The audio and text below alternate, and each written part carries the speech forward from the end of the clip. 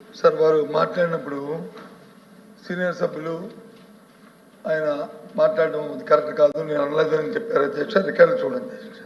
మొదటి ప్రశ్న సమాధానం నో అని ఉన్నారా లేదా, అనకపోతే నేను వచ్చి నాది రికార్డు నేను తప్పైంది, నా మాట తొలగించాను అధ్యక్ష. నాకే అభ్యంతరం లేదు అధ్యక్ష. ఆయన అన్ని మాట నేను ఉడికించాను కానీ నేను లేని మాట మాత్రం అనలేదు అధ్యక్ష. ఇంకా రెండో విషయానికి వస్తాయి అధ్యక్ష. వారు నేను ఆ నియోజకవర్గం 15 సంవత్సరాలు ప్రాతినిధ్యం వహించాను అధ్యక్ష. మొన్నటి వరకు కూడా మా 24 ఎలక్షన్లో దాంట్లో ఓడిపోయిన వరకు కూడా 15 సంవత్సరాలు నేను కంటిన్యూస్ శాసనసభ్యుడిగా ఉన్నాను అధ్యక్ష.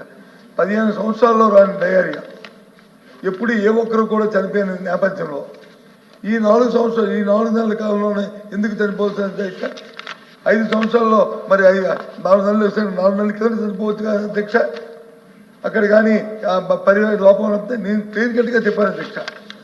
ఏదైతే ఇంకోటి అధ్యక్ష, జిల్లాలో ఎక్కడ లేని విధంగా ప్రతి ఊరికి కూడా ఒక పంపింగ్ స్కీము, ఒక ప్రొటెక్ట్ వార్డ్ స్కీము ప్రతి ఊర్లో ఉంది అధ్యక్ష. ఆ నియోజకవర్గంలో అది గర్వంగా చెప్తున్నాను అధ్యక్ష. అది ఆ కార్యక్రమం ఉన్నప్పుడు దాన్ని పర్యవేక్షణ చేయాలి. ఏవి టైం టు టైం దాన్ని క్లోరేజ్ కలుపుకోవడం, టైం టు టైం ఆ పైపులు వచ్చి క్లీన్ చేసుకోవడం, టైం టు టైం చూడడం, అవి ఆ కార్యక్రమం జరగలేదు అధ్యక్ష. ఈ 4 నెలల కాలంలో ఎవరైతే మెయింటెనెన్స్ చేస్తారో ఈ విషయాలు చెప్పడం నాకు ఇష్టం లేదు అధ్యక్ష. అయినా సరే మంత్రి అడిగారు కాబట్టి చెప్తాను.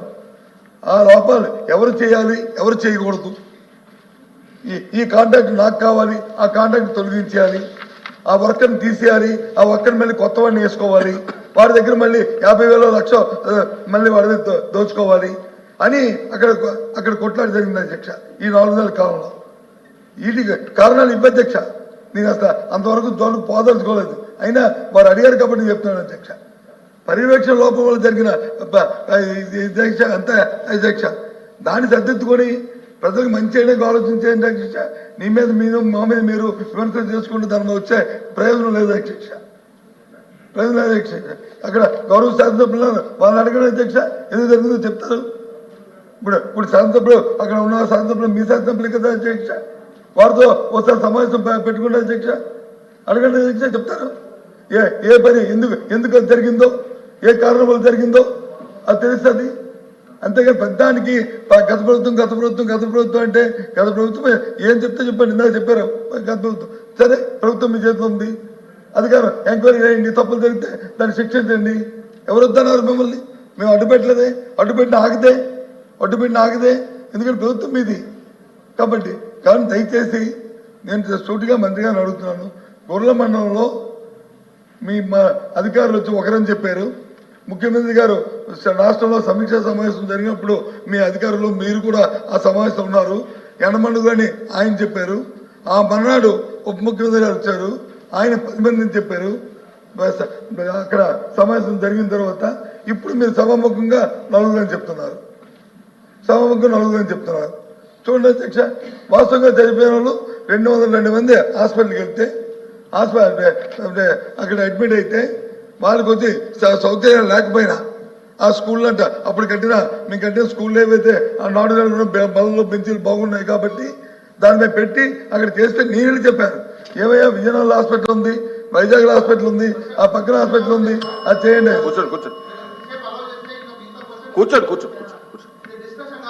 కూర్చోండి, మీరు కూర్చోండి. డిస్కషన్ పెడితే నాకు అభ్యంతరలే. ఇది నా కాన్ఫిడెన్స్ అని చెప్పి మాట్లాడుతున్నాను. దయచేసి గౌరవ సభ్యులు కూడా తెలుసుకోవాలి. ఇది నియోజకవర్గంలో జరిగిన 14-13 మంది చనిపోయిన తాలూకా సమస్య. ఇదేమైనా మా సొంత అనుకోలేకపోతే ఎవరి మీద విమర్శించడానికో మాట్లాడుతున్న సమస్య కాదు. ఇది ఆ సమస్య కాదు. ఇది దయచేసి కాబట్టి మంత్రి గారిని నేను కోరుతుంది. మొదటిగా నేను చెప్పింది వచ్చి దాని గురించి మాట్లాడాను.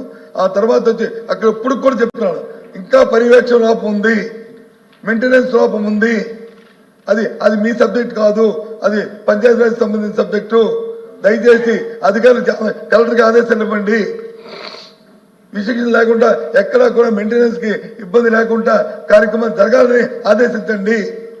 ఆ విషయాలు రావు, అది నేను కోరుతుంది.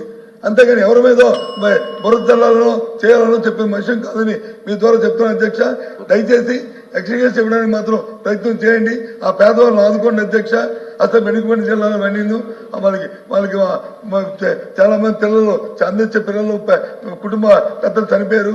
ఆ కుటుంబాల పోషణ కోసం ఆలోచించమని చెప్పి ఒకసారి మీరు ఆలోచించమని చెప్పి మీ ద్వారా కోరుతున్నాను అధ్యక్ష. అచ్చెన్నాయుడు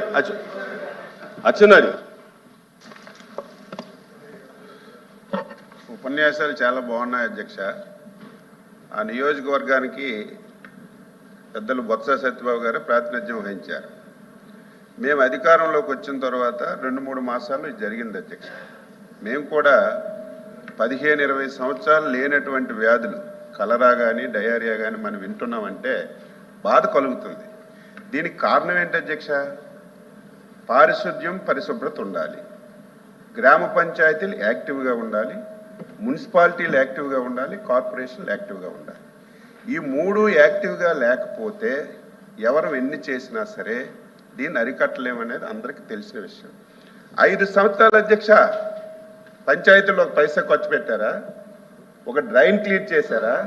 ఒక ట్యాంక్ ఉంటే ట్యాంకులో ఒక పిడికిడు ఉపన్యాసాలు ఇవ్వడం కాదు. నేనే ఇస్తాను ఉపన్యాసం నేనే ఇస్తాను. మైక్ దొరికితే నేను ఉపన్యాసం ఇస్తాను. 5 ఇయర్స్ ఒక్క వాటర్ ట్యాంక్ లో అధ్యక్ష, ఒక్క వాటర్ ట్యాంక్ లో ఒక పిడికిడు బ్లీచింగ్ వేసిన సందర్భాలు లేవు. పేదవాడికి ఒక్క టాయిలెట్ కట్టిన సందర్భాలు లేవు. జరగదు అధ్యక్ష, ఇది జరగాలని కోరుకోం, జరగకూడదు. మేము వచ్చిన తర్వాత మళ్ళీ పంచాయతీలను బలోపేతం చేస్తున్నాం, మున్సిపాలిటీలను బలోపేతం చేస్తున్నాం. 5 సంవత్సరాలు ఒక పంచాయతీకి ఒక పైసా ఇవ్వకపోతే కేంద్ర ప్రభుత్వం ఇచ్చిన డబ్బులు కూడా వీళ్ళు డైవర్ట్ చేసుకుంటే 4,000 కోట్లు ఈ 6 మాసాల్లో తెచ్చి పంచాయతీలను బలోపేతం చేసి కార్యక్రమం చేస్తుంది. సలహాలు ఇవ్వండి, తప్పే లేదు. ఇదంతా మీరు వచ్చిన 5 మాసాలకే జరిగిపోయింది. మీరే మొత్తం చేశారు. ఇది పంచాయతీరాజ్ డిపార్ట్మెంట్. మీరు చెప్పండి, కలెక్టివ్ డిపార్ట్మెంట్ అధ్యక్ష. హెల్త్ మినిస్టర్ లేదు, ఏమి డిప్యూటీ చీఫ్ మినిస్టర్ కాదా? మా హోమ్ మినిస్టర్ కాదా? మీరేమి రివ్యూ చేయలేదా? మీరు పెద్దలుగా ఉండి ఆ నియోజకవర్గానికి ఇన్ని సంవత్సరాలు ప్రాతినిధ్యం వహించి ఇది జరిగినప్పుడు నా వల్ల కూడా జరిగిందని ఒప్పుకోవాలి. ఎందుకు ఒప్పుకోవాలి? కానీ ఏదో మాట ఉంది కదా, 5 మాసాలకు జరిగిపోతాయి. నన్ను అధ్యక్ష ఒకటే చెప్తున్నాం, ప్రభుత్వం అందులో మా ముఖ్యమంత్రి గారు చాలా ఫీల్ అయ్యారు. ఎప్పుడూ ఇటువంటి ఇష్యూలు జరగలేదు, వచ్చి 4-5 మాసాల్లో జరిగాయి. ఇక్కడ నుంచే జరగకూడదని ఎక్కడెక్కడ లోపాలు ఉన్నాయో మొత్తం మంచినీటి వ్యవస్థనంతటినీ ఎక్కడెక్కడి నుంచి వాటర్ వస్తుంది. ముందు ఒక పారిశుద్ధ్యం మీద ఒక డ్రైవ్ ఇచ్చాం అధ్యక్ష. 4 రోజుల్లో మొత్తం కాలువలన్నీ క్లియర్ చేయమని చెప్పాం. ఏవైతే ట్యాంకులు ఉన్నాయో క్లియర్ చేయమని చెప్పాం. ఇవన్నీ చేస్తుంటే ఈరోజు ఎక్స్గ్రేసి అడుగుతున్నారు అధ్యక్ష. ఏ స్వతంత్రం వచ్చిన తర్వాత ఇప్పుడే ప్రభుత్వం ఏర్పడిందా? గతంలో ప్రభుత్వాలు లేవా? దేనికి ఎక్స్గ్రేసి ఇస్తున్నారు మీకు తెలీదా? ఎక్కడైనా డయేరియాతో చనిపోతే గత ప్రభుత్వాలు మీరు 5 సంవత్సరాలు ఎవరికైనా ఒక పైసా ఇచ్చారా? ఆ ప్రావిజన్ ఉందా? ఆ ప్రావిజన్ ఉంటే ఇవ్వడానికి ప్రయత్నం చేస్తున్నాం. దానికి ఎక్స్గ్రేసి ఇవ్వండి, 8 మంది ఇవ్వండి, 30 మంది చనిపోయారు చెప్తారు అధ్యక్ష. పేపర్లో వస్తే ఒక్కొక్క పేపర్ ఒక్కొక్కలాగా రాస్తుంది. మీ పేపర్ 100 మంది అని రాసింది, ఇంకొక పేపర్ ఇంకొకలాగా రాసింది. ఇవన్నీ చూసిన తర్వాత అధ్యక్ష అక్కడైతే డయేరియా రావడం వాస్తవం, మరణాలు జరగడం వాస్తవం. అది రాకుండా అడ్డు పెట్టాలి. భవిష్యత్తులో స్వచ్ఛమైన మంచినీరు ఇవ్వాలి.